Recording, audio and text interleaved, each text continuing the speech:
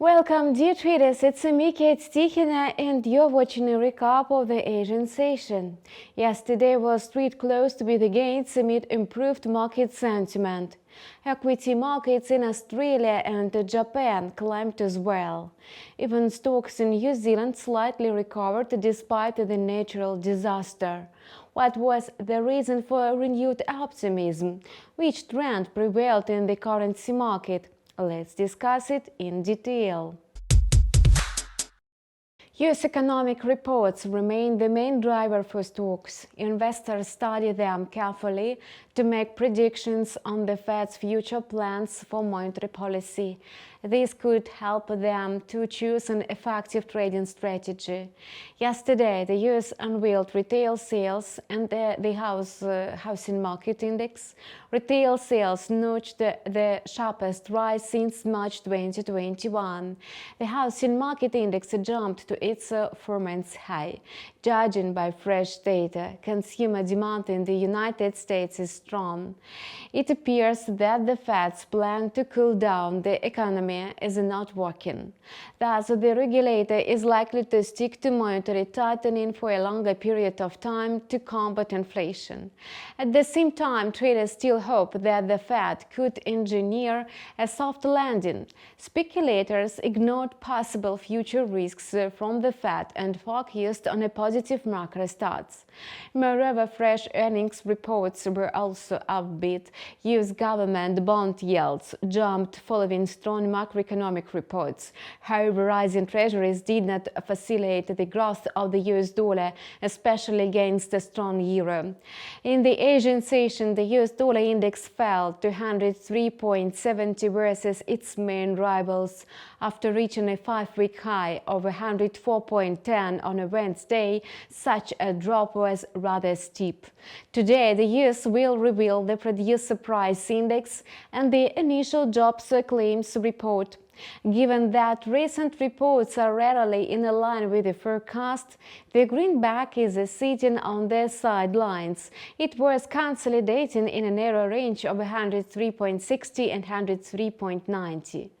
Whereas the US economy remains resilient, the Japanese one looks rather fragile.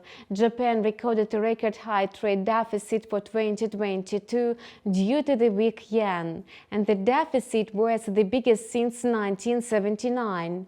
The gap between imports and exports has been widening for 18 months in a row. It has become the largest in the history of Japan. According to fresh reports, imports of goods and commodities increased by 17.8% in annual terms, while exports rose by only 3.5%. The main reason for such a gap is soaring commodity prices worldwide. Besides, the yen has been weak all the time, whereas the US dollar has been rallying. The difference in the exchange rate also led to such a dismal result. The Japanese currency is also unable to gain momentum due to the Bank of Japan's ultra-loose monetary policy and the gap in the yield of the US and the Japanese government bonds. However, the same factors boost Japan's export-oriented manufacturing industry. They also make Japanese stocks more attractive to foreign investors. Perhaps the yen will be able to win luster with investors after the appointment of a new Bank of Japan governor. Since the start of February, the yen has been trading more buoyantly against the US dollar than last year. The dollar-yen pair slid to 133.90 amid the consolidation of the US dollar. It was moving in the price corridor of 133.60 and 134.20 in the Asian session. However, let's not forget that yesterday the United States dollar reached a 6-week high against the yen. And besides, bulls are still in control despite a recent pullback. The Australian dollar grew following improved sentiment on Wall Street. In the morning, it was trading at 0.6932. Reserve Bank of Australia Governor Philip Lowe also hinted that the regulator could undertake 2 more rate hikes in the coming months. It may also raise the key rate for the third time if inflation remains high. Nevertheless, the labor market is weak, which limits room for maneuver. The central bank will not be able to raise rates for a long time. The unemployment rate in Australia unexpectedly surpassed forecast and soared to 3.7%. The Aussie is unable to rise against the US dollar due to disappointing data and Philip Lowe's cautious comments. However, today the Aussie managed to win back some of its losses.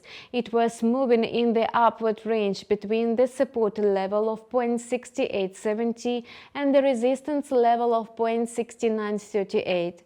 The New Zealand dollar also took advantage of the US dollar's consolidation. The NZD-USD pair grew to 0.6294. Prime Minister Chris Hopkins said that the recovery from a severe storm on the North Island will affect the country's budget, as well as the long-term economic prospects. The Kiwi ignored these negative comments. It's more sensitive to the sentiment on Wall Street.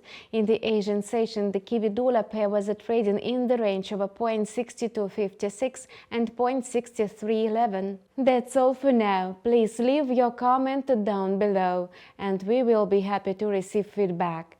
Hit the subscribe button and stay up to date with the latest market news.